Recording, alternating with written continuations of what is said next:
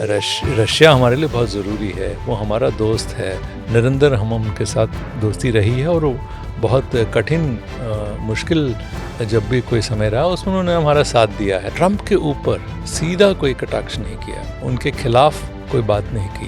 उन्होंने कहा, वो भी एक मित्र देश है, पुतिन के इस आगमन को उनके और हमारे और भारत के बीच में जो बातचीत है उसको अमेरिका, जैसे मैंने कहा, बहुत ध्यान से देख रहा होगा।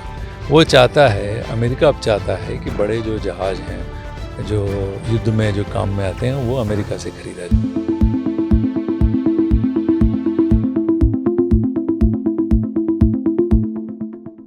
नमस्कार, मैं हूं श्वेता त्रिपाठी और आज श्रीनी से संवाद में हम बात कर रहे हैं रूसी राष्ट्रपति व्लादिमीर पुतिन के भारतीय दौरे के बारे में।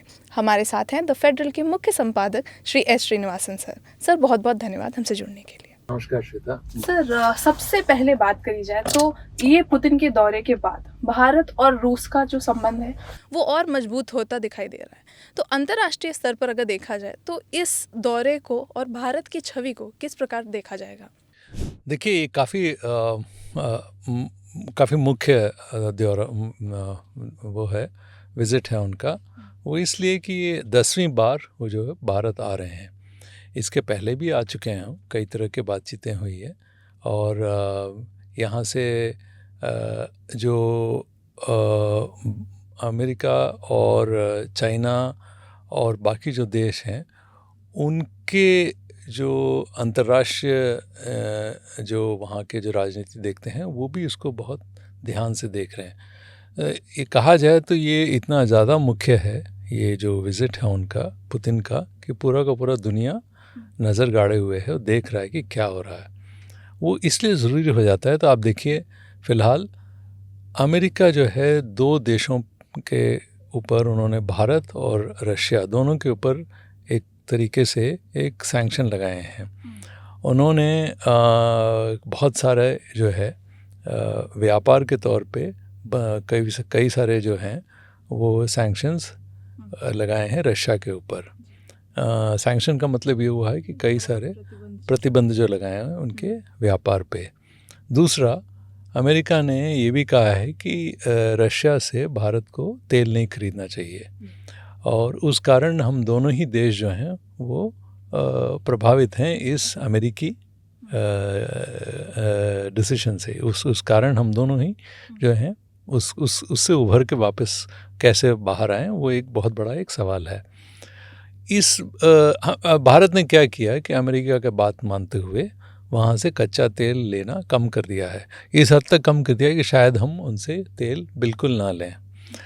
इसलिए ये कयास लगाए जा रहे थे कि क्या हमारे और रशिया के बीच का जो एक बहुत अच्छा एक रिश्ता था उसमें कोई दरार आएगा क्या, एक बहुत बड़ा सवाल ये था।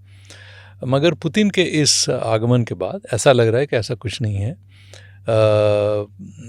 इसके विपरीत शायद हम दोनों के बीच का जो हमेशा से एक अच्छा एक रिश्ता रहा है शायद और मजबूत हो। दूसरा, इस बात को अमेरिका ध्यान से इसलिए देख रहा होगा कि भारत जो है रशिया से किस तरह का व्यापार करता है, किन चीज़ों को वहाँ से खरीदता है, लेता है।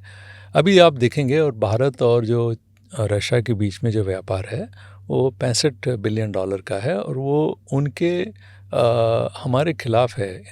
इसका मतलब ये है कि खिलाफ मतलब उस मायने से नहीं है, हम ज़्यादा जो है वहाँ से चीज़ें खरीदते हैं और बहुत कम चीज़ें वहाँ बेचते हैं। इसका जो समन्वय है वो होना ज़रूरी है। तो हमें देखना होगा किस तरह के माल को हम रशिया को भेज सकते हैं।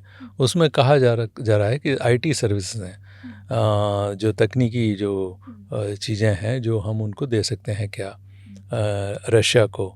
इसी तरह से दवाइयाँ, क्या हम उनको दवाइयाँ भेज सकते हैं और क्या हम किसी और तरह का काम जो है अपना मैन पावर, मतलब जो कई सारे यहाँ से जो नौजवान हैं काम करने के लिए, क्या रशिया जा सकते हैं।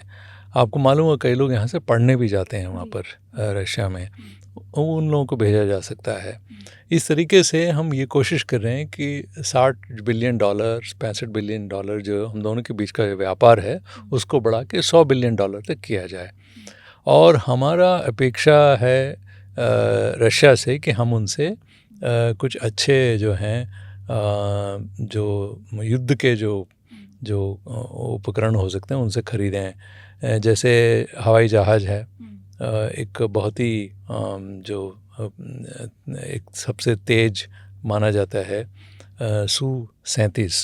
सू-35 एक जहाज़ है वो हमारे पास, उसकी भी हमारे पास कुछ वो सभी बातचीत चल रही है। क्या नए जो जहाज़ हैं क्या हम उनसे ले सकते हैं, कुछ पनडुब्बियाँ उनको लेने की बात हो रही है। ऐसे ही हमको काफ़ी ज़रूरत है एनर्जी की। एनर्जी का मतलब जो ऊर्जा है उसकी बड़ी ज़रूरत है। और ये ऊर्जा कहाँ से आएगा?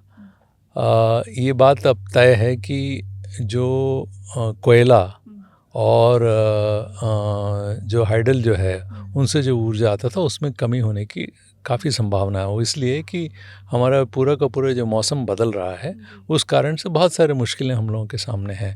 तो ये माना जा रहा है कि सबसे जो बढ़िया जो ऊर्जा है वो अणु ऊर्जा है।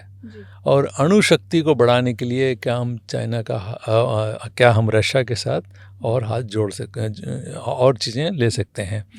जैसे मैं आपको बताऊं बतौर एक उदाहरण के 8 मेगावाट जो है हम उत्पन्न करते हैं अणु शक्ति से ऊर्जा देश में फ़िलहाल। उसमें से 4 मेगावाट तो सिर्फ तमिलनाडु में जो एक कुडमकुलम जगह है वहाँ पर जो रशिया का जो लगा हुआ प्लांट है उसमें से आता है। तो बताइए सिर्फ एक प्लांट से आधा जो है हमारा न्यूक्लियर पावर या अणुशक्ति से ऊर्जा आती है। तो इसलिए आगे और भी कई सारे हमारे सामने इस तरह के अपॉर्चुनिटीज़ हैं, मतलब हम इसको और बढ़ा सकते हैं। इसलिए उस पे भी कोई अनुबंध या कोई दोनों देशों के बीच में कोई ना कोई एग्रीमेंट हो सकता है। अब इसको यदि आप इसको दूसरी तरीके से देखें, पुतिन के इस आगमन को चाइना कैसे देखता है, पुतिन के इस आगमन को अमेरिका कैसे देखता है, या पाकिस्तान का क्या रवैया हो सकता है, या अफ़गानिस्तान को कैसे देखता है। तो ऐसे बहुत सारी बातें इससे जुड़ी हुई हैं। जी सर, हमने सबसे पहले मैं 2 सवाल करूँगी आपके इसी जवाब के बेसिस पे। पहला सवाल मेरा ये है कि जैसे हमने व्यापार की बात करी कि व्यापार और बढ़ सकता है, तो आम आदमी के नज़रिए से देखा जाए तो क्या नुकसान और क्या फ़ायदे आम आदमी को हो सकते हैं? देखिए, आम आदमी का एक ही चीज़ से लेना देना है, दाम पे। देखिए कि क्या हम किसी देश के साथ हमारा यदि व्यापार बढ़ता है तो जो चीज़ें हम निर्यात करते हैं या जो आयात करते हैं, यदि हम निर्यात बढ़ाते हैं तो देश की अर्थव्यवस्था सुधरती है। यदि आयात करते हैं तो यदि सस्ती चीज़ों का आयात करें तो हमारे यहाँ भी उन चीज़ों का उपलब्धि बढ़ सकती है, या तकनीकी आयात करें वहाँ से जो हमारे काम में आए।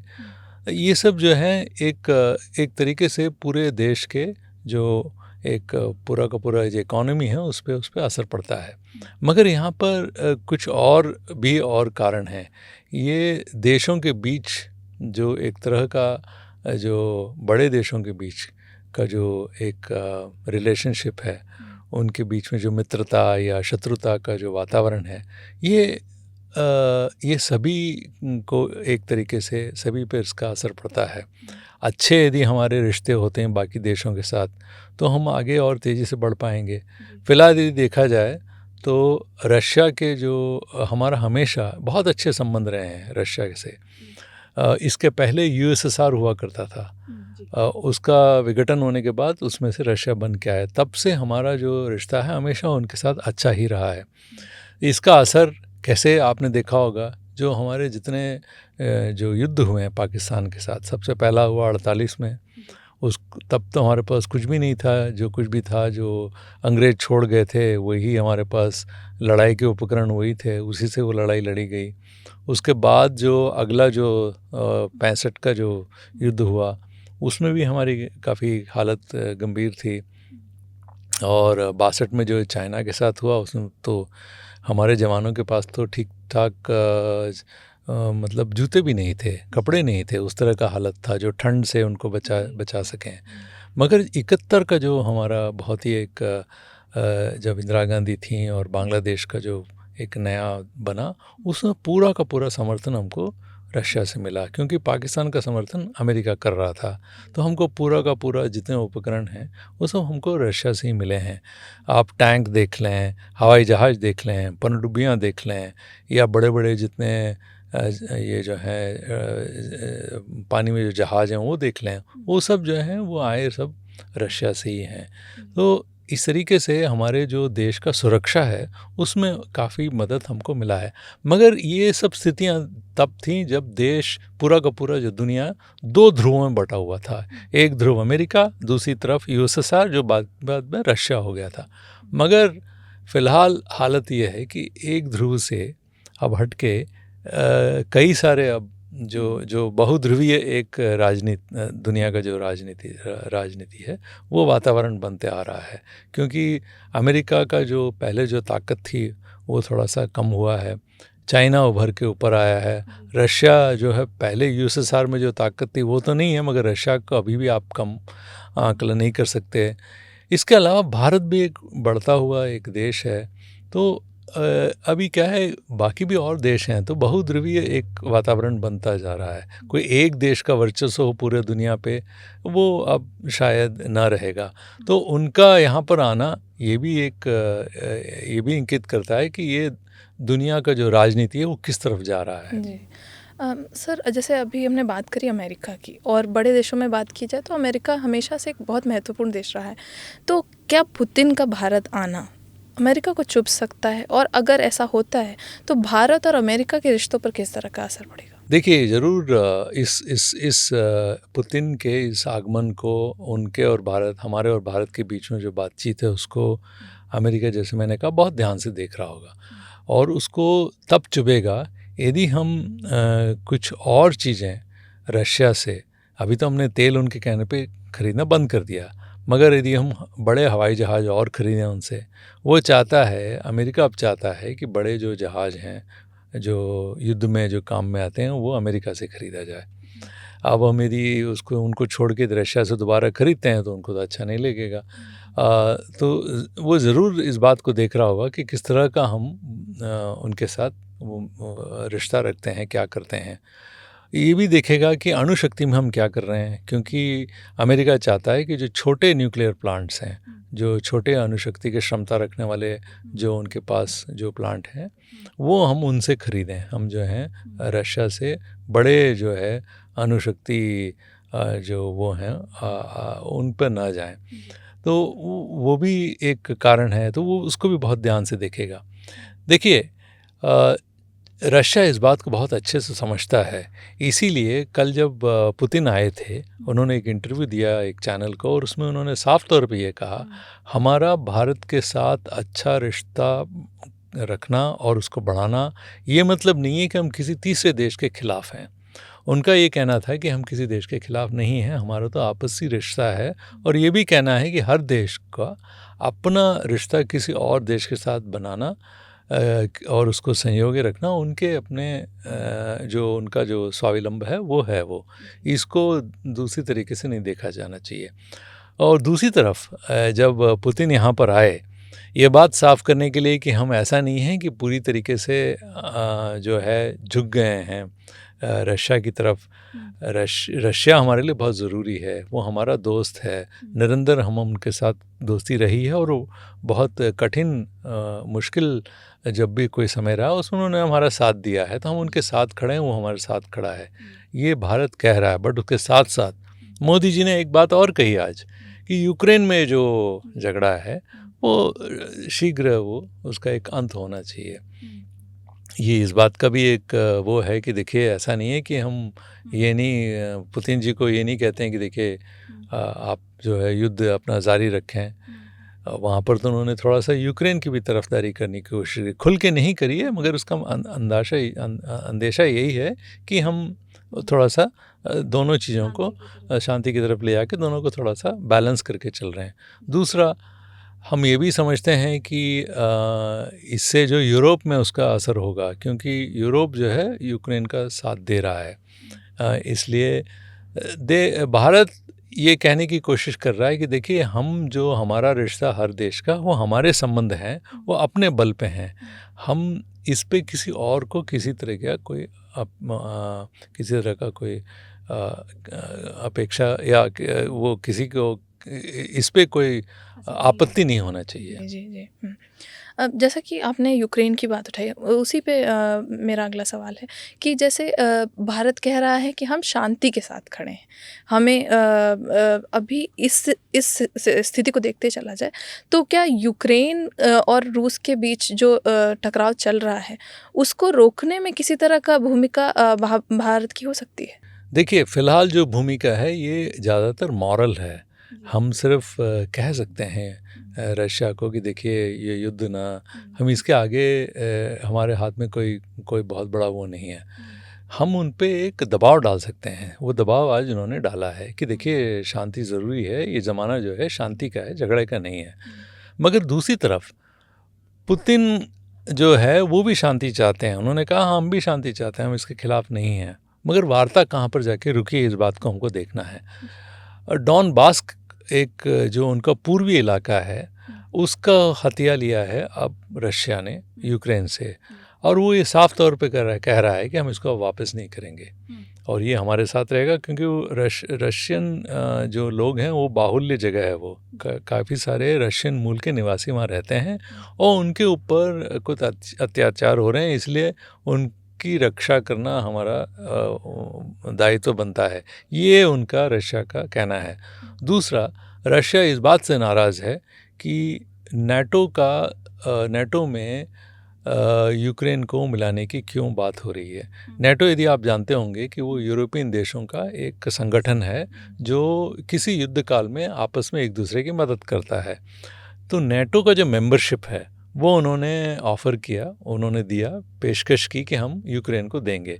इस बात पे रशिया बहुत नाराज़ हो गया और पुतिन ने कहा इस तरह का जो रवैया है और इस तरह का जो कुछ भी यूरोप कोशिश कर रहा है, ये हम इसको मानते हैं कि हमारे खिलाफ है ये। क्योंकि मैं नहीं वो नहीं चाहता, रशिया ये नहीं चाहता कि उनके निकटवर्ती कोई जो देश है उसमें किसी और का वर्चस्व रहे। वो भी एक बात है। देखिए, ट्रंप भी इस बात को मानते हैं कि डॉन बास्क का जो इलाका है वो यूक्रेन जो है वो दे दे रशिया को।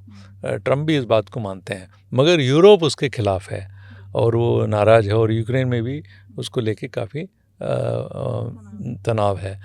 तो इन सब बातों का यदि एक कोई सॉल्यूशन निकलता है तब तो बहुत अच्छा है।